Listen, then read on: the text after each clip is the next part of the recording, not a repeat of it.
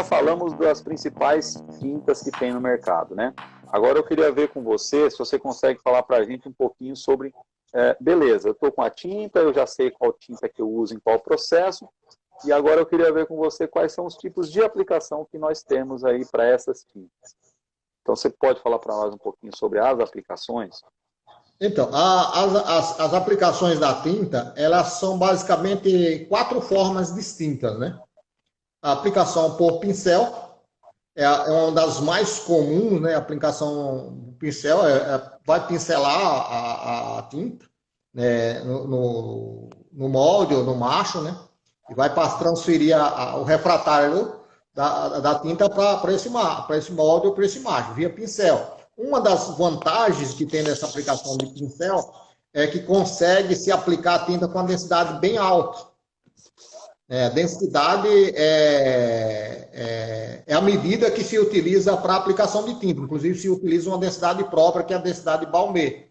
Então, uma tinta aplicada por pincel é que se consegue aplicar com a maior densidade. E a tinta que dá melhor resultado, né, em termos de refratariedade, é a tinta que aplica assim, com maior densidade possível.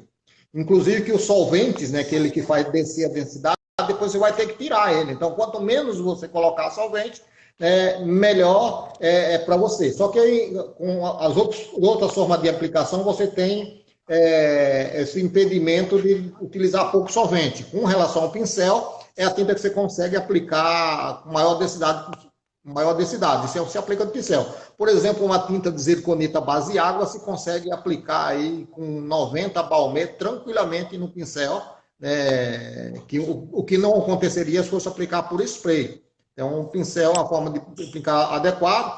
Inclusive, você tem a vantagem de aplicar no pincel, que você pode aplicar camadas diferentes em regiões da peça onde tem maior exigência.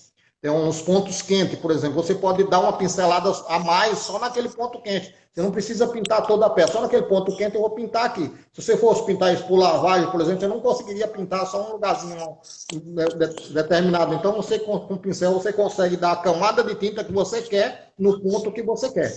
Essa é uma das vantagens do pincel. Então, você consegue aplicar com a densidade mais alta.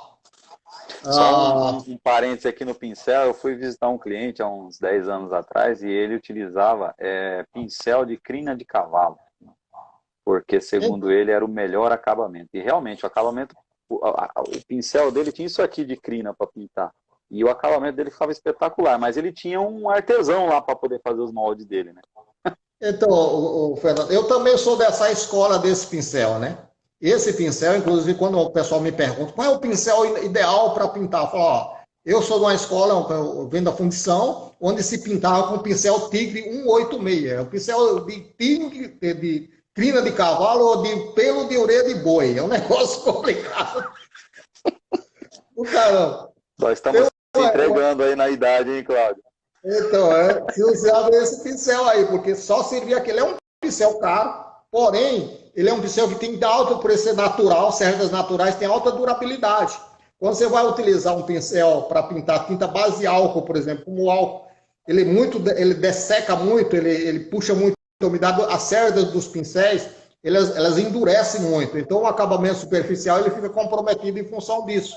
Né? Principalmente quando vai utilizar tinta base álcool, ele vai endurecer, enrijecer as cerdas dos pincéis, vai marcar muito o molde lá que está sendo pintado. Se eu utilizar esse pincel aí de crina de cavalo, aí, que nem estava falando o Fernando, ele vai melhorar significativamente o acabamento superficial em função desse pincel.